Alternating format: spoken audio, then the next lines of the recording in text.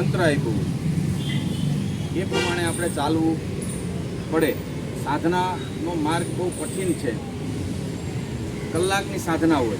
લોકો એમ કે ભાઈ કલાક તમે ધ્યાન કરો કે જપ કરો, બરાબર, પૂજા અર્ચના તમે જે કંઈ કરતા હોય છે, પણ એ 1 કલાકની સાધના કરવા માટે તમારા બીજા 23 કલાક સારા હોવા જોઈએ. 23 કલાકનું મહત્ત્વ બહુ છે. આખો દિવસ તમે ગળદાબાજી કરો, લોકોના ગળા કાપો અને ન કરવાનું કરો, અને પછી તમે એમ કહો કે હું ધ્યાન કરું છું અથવા તો હું પૂજા અર્ચના કરું છું, હું પીલું કરું છું, એટલે હું ગુરુના કયામાં છું, તો એવું કંઈ કોઈ મૂર્ખ નથી. ભગવાન બધું જ જોતો હોય છે. એટલે એને ધ્યાનમાં રાખી આપણે ચાલવું જોઈએ. ખાસ કરીને આપણે મનુષ્ય તરીકે આપણે અવતાર આપ્યો. મનુષ્યની વ્યાખ્યા જ એવી થાય કે મત્વા કર્માણી શિવ્યંતે ઇતિ મનુષ્ય.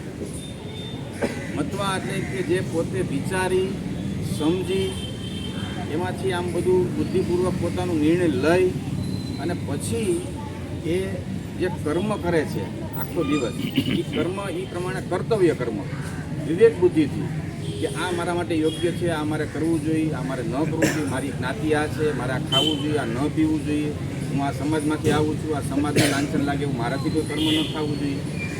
આ બધા પાસાઓને ધ્યાનમાં રાખી અને કર્મ મન અને બુદ્ધિ દ્વારા આપણે કરીએ અને એને સીવતો જાય. સીવવું મતલબ એક પછી એક મણકામાં જેમ આ બુદ્ધિ છે ને એમાં મન ને બુદ્ધિ એમાં સીવતો જાય, એટલે એક આખું મણકો બની જાય અને મણકામાંથી આખી માળા બને અને એનાથી પછી આપણું મનુષ્ય જીવન કહેવાય છે. આ સુવિધા પાછી બીજા કોઈ પશુઓમાં પક્ષીઓમાં નથી. કુદરતદત્ત જે એને વ્યવસ્થા આપી છે એ જ કરે છે. એ સિવાય એ કંઈ વિશેષ કરી શકતું નથી. આપણે મનુષ્ય અવતારમાં જ આ સુવિધા મળેલી છે કે આપણે વિચારીને કરી શકીએ કે આપણી આસપાસ કોણ દુઃખી છે અથવા તો આપણી આસપાસ બીજા કોણ જરૂરિયાતવાળા છે.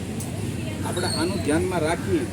હવે કેવું છે, લોકો હું જોઉં છું કે સમય જતાં લોકો સ્વકેન્દ્રિત થવા માંડ્યા છે. પોતાનું સુખ સર્વોપરી, સામેવાળાનું ખીચું તમારા 5 રૂપિયાના ફાયદા માટે 50 રૂપિયા મને ઉતાર દેવા.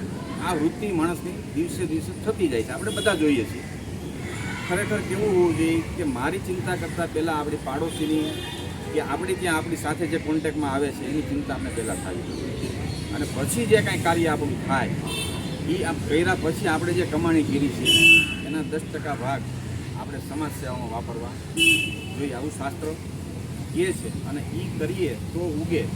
બોલા તો પછી આપણે 73 મારીને ચકલાને દાન કરીએ, આ પણ ઉગતું નથી. એ તો આપણો અહંકાર મોટો કરવાની વાત છે. 2 માણસ મને પૂછે કે હું આપું છું તો મને પેલું કરે, પણ આ ધ્યાનમાં રાખી અને જો આપણે ચાલતા હોઈએ તો આપણું જીવન સાર્થક થાય. આ બહુ સમજવા જેવું છે. આ સુવિધા પછી મળવાની નથી. એટલે આ તમને બહુ ક્લિયર હોવું જોઈએ કે આ ખાલી વાતો કરીને સાંભળી લેવાનું, સાંભળી મજા આવી ગઈ, કાનને મજા આવી એટલા પૂરતી વાત નથી. આને ખરેખર મનન કરીને વિચારવા જેવું છે. આ સમય પછી મળશે નહીં. આ ફુગ્ગા જેવું જીવન છે. જો અહીંયા હાલતા જતા માણસ મરી જાય, ટપકી જાય છે. આપણે બધાને ખબર છે કે કાલે સવારે આપણે સમાચાર જોઈ એટલે એ તો મારી હારે હતો કલાક પહેલાં, ક્યાં તો કે અત્યારે નથી. એટલે કાંઈ નક્કી નથી. એટલે પરપોટા જેવું જીવન છે આપણું. ગમે ત્યારે ફૂટી જઈએ એ પહેલાં કંઈક આપણે ભાથું બાંધી લેવું જોઈએ એવી સૌને પ્રાર્થના.